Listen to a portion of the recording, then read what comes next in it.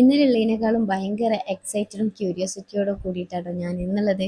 Because വേറൊന്നുമല്ല, ഇന്ന് എൻ്റെയും ഉമ്മയുടെയും ഫസ്റ്റ് ഫ്ലൈറ്റ് ജേണിയാണ്. അധികം ദൂരത്തൊന്നുമല്ല, നേരെ തിരിച്ച് നാട്ടിലേക്ക് തന്നെയാണ്. പക്ഷേ ഞാൻ ലൈഫിൽ ആദ്യമായിട്ടാണ് ഫ്ലൈറ്റിൽ കയറാൻ പോകുന്നത്. അതിൻ്റെ എല്ലാ എക്സൈറ്റ്മെൻറ്റും ഉണ്ട്. ഇനി നമുക്ക് കാര്യത്തിലോട്ട് വരാം. ഇവിടുന്ന് നമ്മൾ നേരെ കൊച്ചിയിലോട്ടാട്ടോ ടിക്കറ്റ് എടുത്തേക്കുന്നത്. ഫ്ലൈറ്റ് ടൈം വന്നിട്ട് മോർണിംഗ് 8 o'clock ആയിരുന്നു. അതുകൊണ്ട് തന്നെ ഒരു 6 o'clock ആകുമ്പോഴത്തേക്കും അവിടെ റിപ്പോർട്ട് ചെയ്യണമെന്ന് പറഞ്ഞു. ഇന്നലെ ഞാൻ നന്നായിട്ട് ഉറങ്ങിട്ടോ. ദെൻ ഒരു ടെൻഷൻ ഫ്രീ ആയിട്ട് ഉറങ്ങിയെന്ന് പറയാം. അങ്ങനെ എല്ലാവരുടെ ഒരുക്കങ്ങളും കാര്യങ്ങളും എല്ലാം കഴിഞ്ഞ് ദെൻ റൂം വെക്കേറ്റ് ചെയ്യുന്ന ടൈമിൽ മൂന്നാക്കും ഭയങ്കര സങ്കടം ഉണ്ടായിരുന്നു കേട്ടോ ഫേസില്. സങ്കടം ഉണ്ടച്ചിട്ട് അവിടെ നിൽക്കാൻ പറ്റില്ലല്ലോ, പോയല്ലേ പറ്റൂ. ദെൻ അങ്ങനെ നമ്മൾ റൂം വെക്കേറ്റ് ചെയ്ത് ഇറങ്ങി. അവർ തന്നെയാട്ടോ നമുക്ക് ടാക്സി അറേഞ്ച് ചെയ്ത് തന്നത്. എനിക്ക് നിങ്ങളോട് ഒരു കാര്യം പറയാനുണ്ട്. അത് ഞാൻ ഈ വീഡിയോയുടെ അവസാനമായിട്ട് പറയാട്ടോ. എനിക്ക് തിരിച്ചു പോകുമ്പോൾ ഭയങ്കര സന്തോഷമായിരുന്നു. അത് വേറൊന്നുമല്ല, ഞാൻ ഇവിടെ വരണമെന്നോ ഇന്റർവ്യൂ അറ്റൻഡ് ചെയ്യണമെന്നോ വിചാരിച്ച ഒരാളല്ല. ഞങ്ങൾ ഇവിടെ വന്നിട്ടുള്ള 3 days എന്തായാലും മൂന്നാൾക്കും ഭയങ്കരമായിട്ട് മിസ് ചെയ്യും.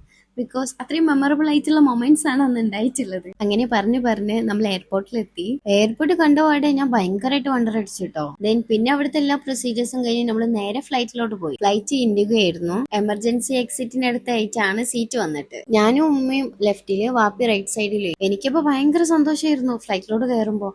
എന്തൊക്കെ ഞാൻ നേടിയെടുത്ത പോലെ തോന്നുക. ദെൻ നമുക്ക് അത്രയും ആഗ്രഹമുള്ള ഒരു കാര്യം നമ്മൾ ചെയ്യുമ്പോൾ നമുക്ക് ഭയങ്കര ഹാപ്പിനെസ് അല്ലേ.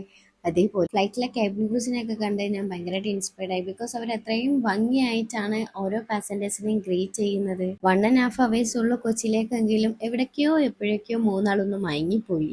ദെൻ അങ്ങനെ ഫ്ലൈറ്റ് കൊച്ചിയിലോട്ട് ലാൻഡ് ചെയ്തു. കയ്യിൽ വേറെ ലഗേജസ് ഒന്നും ഇല്ലായിരുന്നു, ഹാൻഡ് ക്യാരി മാത്രമേ ഉള്ളായിരുന്നു. അതുകൊണ്ട് വേറെ പ്രൊസീജിയേഴ്സ് ഒന്നും ഇല്ലാതെ തന്നെ നമ്മൾ പുറത്തോട്ട് ഇറങ്ങി. അവിടുന്ന് പിന്നെ ടാക്സി ബുക്ക് ചെയ്ത് നേരെ അങ്കമാലി റെയിൽവേ സ്റ്റേഷനിലോട്ട് വിട്ട്. അവിടുന്ന് 11:30 ആയിരുന്നു ട്രെയിന്. അതിന് നേരെ നാട്ടിലേക്കും വിട്ട്. റെയിൽവേ സ്റ്റേഷനിൽ പിന്നെ പിക്ക് ചെയ്യാനായിട്ട് അനിയൻ വരാന്ന് പറഞ്ഞു. ഞാൻ ഭയങ്കര ഹാപ്പിയാണ്. ബിക്കോസ് ഞാൻ എൻ്റെ ലൈഫിൽ ഭയങ്കരമായിട്ട് ആഗ്രഹിച്ചൊരു കാര്യമാണ് ഫ്ലൈറ്റിൽ കയറാന്നുള്ളത്.